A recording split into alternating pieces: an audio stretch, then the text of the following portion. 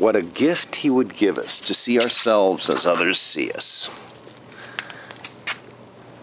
When I tell a student, I like what you're doing, I'm going to call you industrious. I'm going to call you diligent. I'm going to say that you are the embodiment of industry. You are an effective person. You are caring. All of these words stick into the soul, the very microprocessing of the brain, and they stick there. The student might not remember you, but they'll remember what you say. They may not remember who said it to them, but they will remember that someone told them that they were industrious. Someone said there was something special that they did and that they should continue doing it. It's positive reinforcement. The giving of nicknames can be positive reinforcement. And it's also helpful to remember that weeding is part of life. And a man has dreams of walking with giants. That's true. But I'm still weeding because my wife says it's important. And sometimes it's often, most often, it's a good idea to listen to one's wife, because she often has the long-term prospects in mind. Maybe a little annoying to be reminded of what you should be doing, especially when it gets in the way of doing something that's really important and mind-blowing. I'm making this recording 4 days after pulling the trigger on a project that will change my life, make my life better. A project that helps me participate in something that hundreds of people will benefit from, a bridge loan that I'm going to make. And I had to decide to sell some property. Because of that, I had to take a risk. I had to cross a river. Now, I did not burn the bridge, but I did have to cross the bridge. And I've been told by many people that this is dangerous, uncertain, not a good idea. And yet, I'm not alone, so I'm in the minority, but I'm not alone. The purpose of this is to know when to listen to the voices of others and how to listen. One way to listen is to have a rule. If I hear something that someone says about John, should I go to John and say, oh, your behavior is annoying some people? I'm not going to say who, because I don't want you to be tempted to go and fight with that person and say, why did you say this? That's not true. That's not the way I experienced it. You know much better than that, than to tell lies. Sometimes our actions speak louder than words. And so, even if it's not true,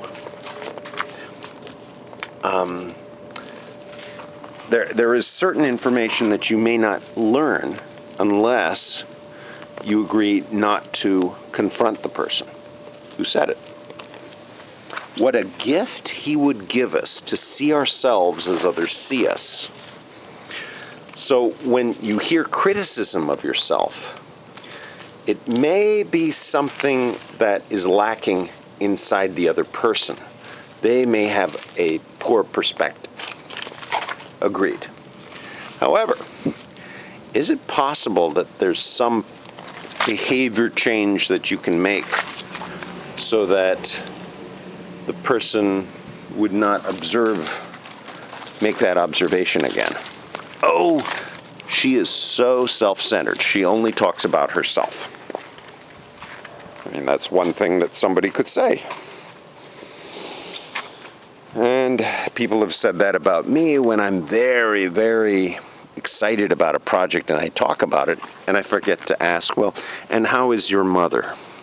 Steve spoke for 15 minutes about what he was doing, and he never asked about me.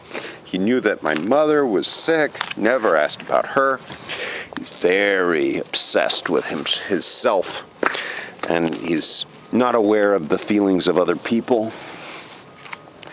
He knew that I needed to leave, and yet he insisted on showing me some photos. Okay. I might be so excited that I might not have heard or sensed this part of the person's, the critic's viewpoint.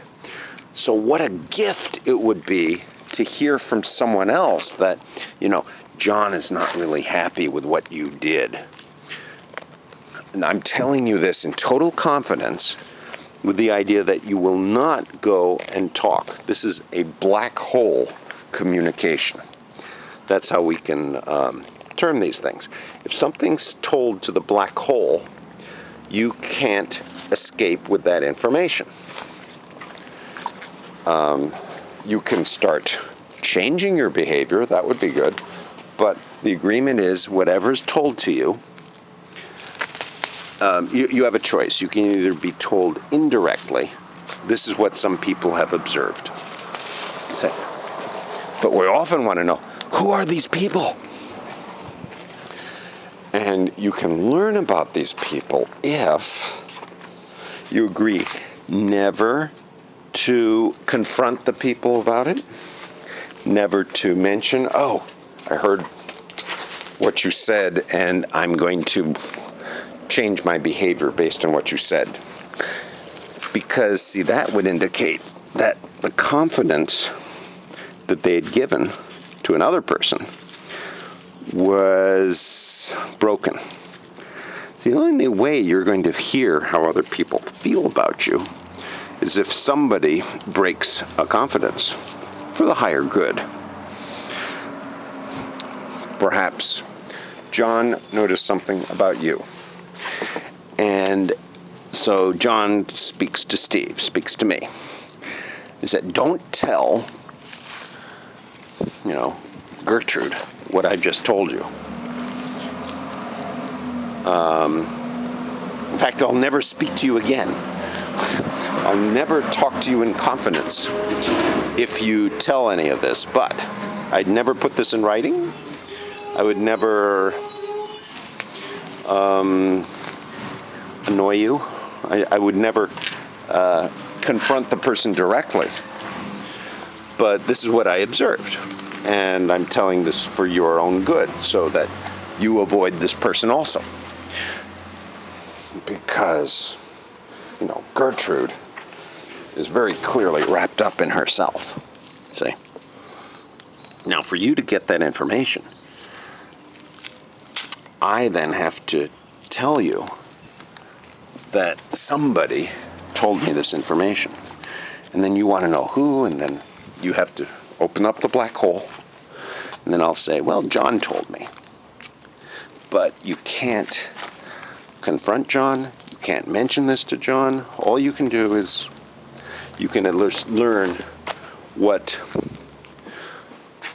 point of view John has. What's the focus in John's life? What things does John look for in an interaction? So that the next time you're around John, perhaps you'll make an effort to change your behavior. So then he will have a different opinion of you. What a gift he would give us to see ourselves as others see us. And the only reason you know what John thinks about you is because a confidence was broken. That broken confidence will not become public to John if you keep your mouth shut. So Gertrude, keep your mouth shut. Evaluate the situation. Perhaps you don't need to change your behavior. You only need to be a bit more diplomatic. Or ask John, and how is your mother? Right? Not so obviously. Next time you say, oh, how is your mother? Oh, have you been talking to Steve? Did Steve tell you that I was worried about this?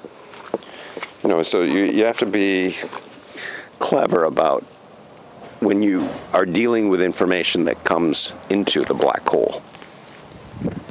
What a gift he would give us to see ourselves as others see us.